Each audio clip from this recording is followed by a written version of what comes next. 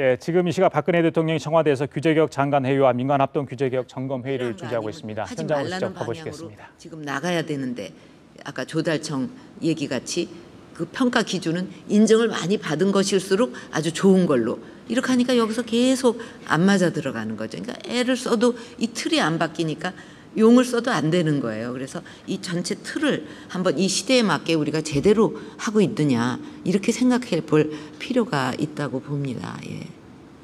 근본적인 문제도 한번 생각할 필요가 있어요. 규제개혁위원회에서도 한번 그런 점에서도 많이 조언을 해주시기 바랍니다. 예, 알겠습니다. 대통령님 말씀대로 창조경제 시대에 부응하는 새로운 규제 체제를 정립할 수 있도록 지혜를 모으도록 하겠습니다. 다음은 국무총리께서 세션 1 종합정리를 해주시겠습니다. 오늘 논의된 모든 사항에 대해서 총리실이 중심이 돼서 끝까지 잘 챙기도록 그렇게 하겠습니다.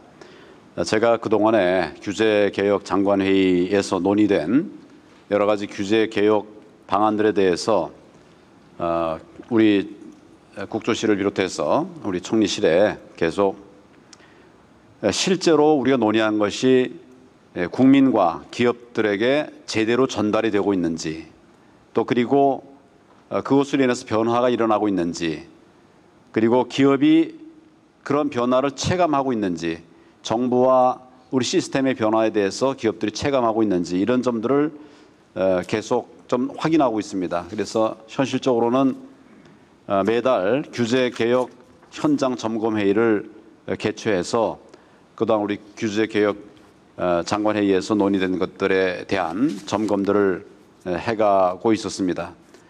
반월 시와 산단과 또 광주 등 현장에서 이제 현장 회의도 하고 이래 했는데 그러면서 느낀 점을 한 두 가지만 좀 말씀을 좀 드리겠습니다.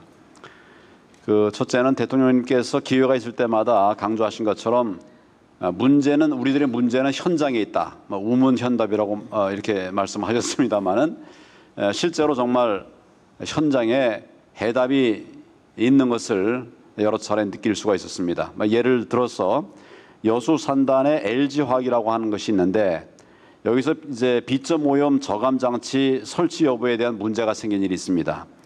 LG화학에서 기존에 이제 공장을 하나 지어가지고 운영을 하고 있었는데 이것은 규모가 일정 규모 이하였기 때문에 이 저감 장치가 필요가 없었습니다. 그런데 공장을 이제 사업이 잘 되다 보니까 공장을 증설을 해야 돼서 추가 부지를 확보했는데 추가 부지를 확보하니까 기존 부지하고 추가 부지를 합하면 이제는 일정 기준이 넘어서 비점 오염 저감 장치 설치 대상이 되는 겁니다.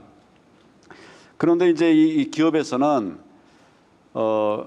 종전에 있던 이런 공장은 그 설치 대상이 아니었기 때문에 그 등에 면하고 새로 크게 만드는 것만 이제 그 설치를 하도록 그렇게 해달라라는 요청이었는데 정부의 입장에서는 같은 회사가 이제 같은 지역에서 하는 거니까 같이 설치해야 된다고 그래가지고 양쪽에 같이 저감 장치를 설치하도록 이렇게 지도를 했던 모양입니다. 그 이제 규정에 따라서 하다 보니까 기존의 부지와 또 새로 만드는 부지에 대해서 다 이제 설치해야 된다 하는 이것 때문에 현장에서는 좀 납득하기 어렵다는 민원이 제기가 됐습니다. 그 현장에 실제로 이제 그래서 가 보니까 추가 부지는 기존의 부지하고 하천으로 이렇게 분류가 되어 있습니다. 중간에 기존 부지가 있고 그 하천 건너편에 추가 부지가 있더라고요. 기존 부지는 그냥 기존 부지대로 운영을 하면 되고 추가 부지에만 저감 장치를 마련하면 다 문제가 해결이 되지 않겠나 이런 관점에서 이제 검토를 했더니 부처에서도 뭐 그 일리가 있다 이래가지고 기존 부지는 그냥 기존 부지대로 유지를 하고 새로 만드는 큰 신설 부지에만 거기 이제 저감 장치를 만들도록 이렇게 해서 해결이 됐고 기업에서 굉장히 고마워하는 것을 느꼈습니다. 결국은 현장 확인을 통해서 기업에 불필요한 과도한 부담을 주는 이런 문제를 해결한 사례였는데 하여튼 공직이라고 하는 것이 책상에서 이루어지는 경우가 많지만 역시 현장을 방문해 보면 기업이 피부로 느끼는 이런 규제들을 개선할 수 있는 길들이 보이겠다, 이런 생각을 했습니다. 저도 이제 현장을 많이 찾아서 점검을 하고 있습니다만은 좀 우리 공무원들이 그런 생각에 개선이 필요할 것 같고, 또 혁신적인 사고로 규제 개혁을 잘하는 이런 우수 공무원들은 또 정부도 많이 포상하도록 그렇게 노력을 하겠습니다. 둘째를 좀 간단히 말씀드리면, 인허가 절차를 아주 장시간 방치하거나 또는 의도적으로 늦추는 이런 일들이 아직도 곳곳에 남아 있다는 이런 지적들이 많이 있습니다. 이런 소국 행정에 대해서 좀 근본적이고 시스템적으로 행태를 개선하는 이런 방안들에 대해서 총리실에서 좀 검토를 좀 하고 있습니다. 특히 문제 발생이 충분히 예견이 되는데도 불구하고 선제적으로 대응하지 않고 민원이 생겼을 때 비로소 이제 나서는 이런, 또 하다 보면 이제 뭐 민원이 뭐 이런 잘못이 있다 저런 부족함이 있다 해가지고 자꾸 책임을 전가하는 이런 행태는 근절되어야 한다 하는 것이 정부의 큰 방침이고, 또 총리실에서도 그 부분을 앞으로 챙겨나가도록 그렇게 하겠습니다. 공직자들의 입장에서도 앞으로 필요하다면 법령과 조례를 바꿔서라도 현장에 타당한 요구를 앞장서서 해결하겠다고 하는 이런 적극적인 자세가 필요하고, 또 저도 우리 공직자들에게 이런 자세의 개선을 계속 요구해 나가도록 그렇게 해서 국민 여러분들이 어려움을 조금이라도 더 해소해 나가실 수 있도록, 그래서 경제 활력에 좀 뒷받침이 될 수 있도록 최선을 다하겠습니다. 감사합니다. 이제 두 번째 세션으로 돌아가도록 하겠습니다. 이번 세션은 미래 성장 동력 서비스 분야 규제 개혁이라는 주제로 진행하겠습니다. 먼저 바이오헬스 산업 규제 개혁에 대해서 복지부 장관께서 보고해 주시겠습니다.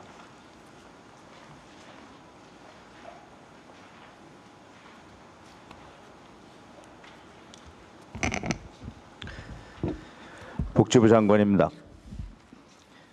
바이오헬스 산업에 대한 규제 개혁 및 활성화 방안을 보고드리겠습니다. 추진 배경, 주요 성과 및 추진 과제, 기대 효과 순으로 말씀드리겠습니다. 추진 배경입니다. 현재 잠재 성장률이 하락하는 상황에서 새로운 성장 동력의 발굴이 필요한 시점입니다. 바이오헬스 산업은 양질의 일자리와 부가가치 창출이 가능한 미래 신시장으로서 선진국들의 관심이 집중되고 있습니다. 주요 선진국들은 이미 규제 완화를 통해 경쟁력 강화를 꾀하고 있어 우리도 적극적이며 발빠른 대응이 필요합니다. 주요 성과 및 추진 과제입니다. 지난 3차 회의 이후 웰리스 제품을 의료기기 영역에서 제외하였고, 신의료기술 평가 절차를 신속화하는 등 시장 진입 기간 단축에 노력하였습니다. 그 결과 웰리스 제품의 출시 기간이 최대 4년에서 2개월로 비용은 최대 4억 원에서 1천만 원으로 절감되었습니다. 실제로 수면 평가 장치 등 다양한 제품이 출시되었고, 약 50여 건의 제품들이 개발 중에 있습니다. 신의료기술 평가는 더욱 간소화, 신속화하겠습니다. 안전성에 대한 우려가 낮은 신의료기술은 평가에서 제외하여 시장 진입률을 2배로 높이겠습니다. 이원화된 허가와 평가를 통합 운영하여 기간을 단축하고 시장의 불만을 해소하며 신속 검토 제도를 도입해서 평가 기간을 절반으로 단축하겠습니다. 첨단 재생의료 제품이 희귀난치성 환자들에게 보다 쉽게 제공되도록 병원 내 신속 적용 제도를 도입하겠습니다. 이를 위하여 활용 가이드라인을 마련하고 재생의료법도 제정하겠습니다. 바이오헬스 산업에서 새로운 유망 분야를 창출해 나가겠습니다. 엄격히 제한된 유전자 치료의 연구 범위를 선진국 수준으로 확대하여 유전자 치료제의 시장 경쟁력을 확보하겠습니다. 유전자 검사 제도도 신속성을 높이는 방향으로 개선하겠습니다. 외국에서 폭넓게 사용 중인 NGS, 즉 차세대 염기서열 분석을 활용하여 맞춤형 치료를 제공하겠습니다. 관련 장비를 신속히 인허가하고 건강보험 급여도 확대 적용하겠습니다. 폐하, 태아 대상 유전자 검사 허용 항목을 확대하여 진단의 정확성을 제고하고 새로운 유전자 검사 도입을 촉진하겠습니다. 또한 메르스 경험을 교훈 삼아 공중 보건을 위해 필요한 경우에는 허가 전에도 새로운 검사법을 적용하여 신속 대응 능력을 강화하겠습니다. 세계적으로 우수한 우리 빅데이터가 적극적으로 활용되도록 공공기관 간 연계 개방형 플랫폼을 구축하고 안전하게 사용되도록 법적 근거도 마련하겠습니다. 이를 통해 정부 3.0 가치를 실현하고 정밀 의료의 기반을 구축하여 의료질 향상과 비용 절감을 도모하겠습니다. 기대 효과입니다.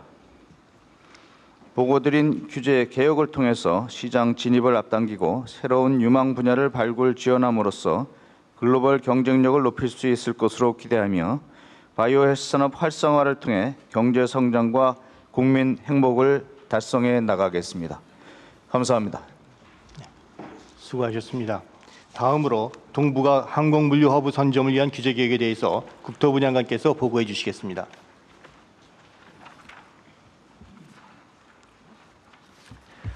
국토교통부 장관입니다. 동부가 항공물류 허브를 선점하기 위한 규제개혁 방안을 보고드리겠습니다. 보고 순서는 화면과 같습니다.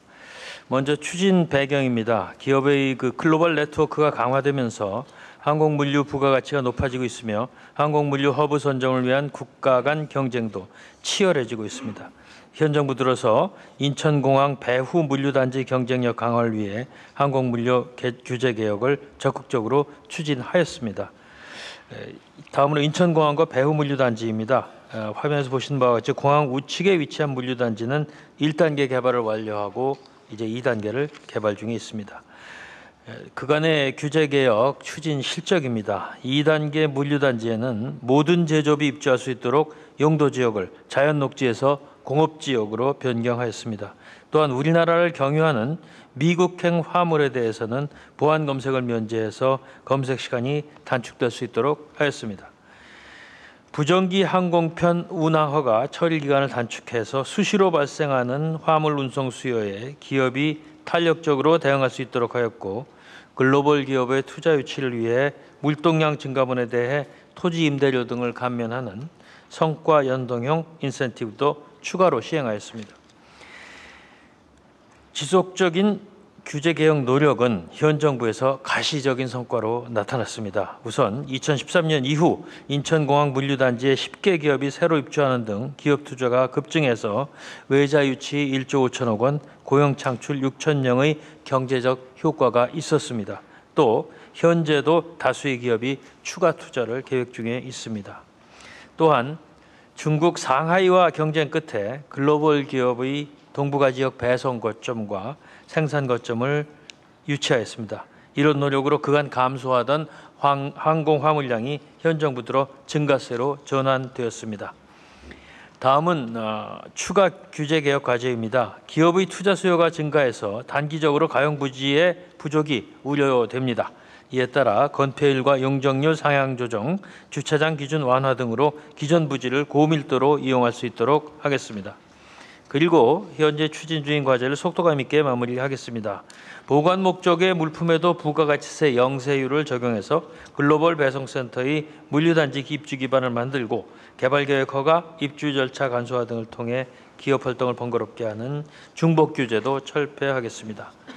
다음으로 물동량 유치 증대를 위해서는 환적 화물에 대한 착륙료 추가 인하 등 인센티브를 강화하고 민관 합동 투자 지원 체계를 구축해서 정부 측의 적극적 제도 개선이 해외 타겟 기업 유치에 도움이 되도록 하겠습니다. 마지막으로 기업의 추가 입주 수요에 대해서는 2년 정도면 공급이 가능한 2단계 부지 일부를 우선 개발하고 중장기 화물 수요 조사를 통하여 3단계 부지 개발도 추진하겠습니다. 이러한 규제 개혁이 이루어지면 현재 가장 중요하게 여겨지고 있는 전자상거래 역직구 물품 배송센터 등 신성장 분야에 대한 투자 유치 증대와 함께 글로벌 기업의 배송 거점 유치가 기대되며 단계적 부지 공급을 통해 기업의 투자 수요에 대응을 할 수 있을 것으로 전망이 됩니다. 앞으로도 국토부는 수요자의 눈높이에 맞는 규제 개혁을 통해 동북아 항공물류 허브를 달성해 나가도록 하겠습니다. 감사합니다. 예, 감사합니다. 마지막으로 대학 교육 혁신에 대해서 교육부 장관께서 보고해 주시겠습니다. 좀 생소하실지 모르지만 교육 분야에서도 많은 규제 개혁이 일어나고 있습니다. 지금부터 교육 개혁 촉진을 위한 대학 규제 혁신 방안을 보고드리겠습니다. 추진 배경입니다. 교육부는 대학 구조 개혁 평가를 8월에 발표하고 그에 따른 대학의 혁신을 사회 수요 맞춤형 인재 양성 사업을 신설해서 적극 뒷받침하고 있습니다. 나아가 이번 규제 혁신 방안을 통하여 자율성 확대에 대한 대학 현장의 오랜 갈증을 해소할 필요가 있습니다. 이에 한국대학교육협의회와 협업으로 발굴된 현장의 애로사항을 적극 해결함으로써 대학구조 개혁의 성과를 현장에 뿌리내리게 하겠습니다. 주요 추진 과제입니다. 첫째, 선취업 후 진학 활성화를 위하여 성인 학습자 맞춤형 수업 체제를 구축하고자 합니다. 대학의 수업 일수를 완화하고 재학 연한과 이수 학점 제한도 폐지하여 재직자가 쉽게 대학을 다닐 수 있도록 하겠습니다. 또한 우수한 전임 교원들이 성인 대상 평생 교육 수업을 직접 담당하도록 하겠습니다. 시민들을 대상으로 하는 무료 공개 강좌를 학교 밖에서 운영할 수 있도록 하고 기업이 사내 대학을 대학에 위탁 운영할 수 있게 하여 우수한 교육 인프라도 적극 활용하겠습니다. 둘째, 사회와 산업의 수요에 맞추어 대학의 구조와 체질을 전환하겠습니다. 경쟁력이 현저히 떨어지는 대학에 대하여는 과감한 기능 전환을 지원하겠습니다. 대학을 교육 외 다른 목적의 기관으로 전환하려면 대학 구조 개혁에 관한 법률의 제정이 요구됩니다. 따라서 교육을 목적으로 하는 다른 기관으로 전환하는 것은 법적으로는 가능하나 관련 정보가 또한 부족한 면이 있습니다. 이에 교육부는 우수 대학과 하위 대학에 대한 맞춤형 조치 방안을 담은 대학 구조 개혁에 관한 법률의 연내 제정에 전력을 다하겠습니다. 그리고 기능 전환을 원하는 대학을 위하여 맞춤형 컨설팅을 실시하는 한편 원스톱 지원 체제를 구축하겠습니다. 한편 계약 학과를 사회 수요에 맞도록 운영하겠습니다. 채용 조건형 계약 학과는 대학과 기업 간의 거리와 상관없이 설치할 수 있도록 하고 산업체가 임차한 시설에서도 수업이 가능하도록 하겠습니다. 산학협력 활성화 차원에서 보유 기준을 넘는 학교의 건물을 산업체가 보다 자유롭게 이용할 수 있게 하고 대학이 보유한 기술의 사업화를 촉진하기 위하여 대학의 기술 지주 회사가 투자 조합을 운영할 수 있게 하겠습니다. 셋째, 대학의 교육 여건을 개선하겠습니다. 대학이 기존의 학교 부지와 2km 이내에서는 부지를 제한 없이 추가 확보할 수 있도록 하겠습니다. 현재 사용하지 않는 교육용 기본 재산을 수익용으로 사용할 수 있게 하되 그 수익은 학생 교육에 사용토록 하겠습니다. 마지막으로 기대 효과입니다. 이번 방안이 추진되면 대학의 기능 전환과 산학 협력이 활성화되고 사회 맞춤형 학과 운영과 성인 학습자 교육이 본격화될 것입니다. 이를 통하여 교육부는 사회 맞춤형 대학 구조 개혁과 6대 교육 개혁 과제를 차질 없이 완성해 나가겠습니다. 감사합니다. 예, 말씀 감사합니다.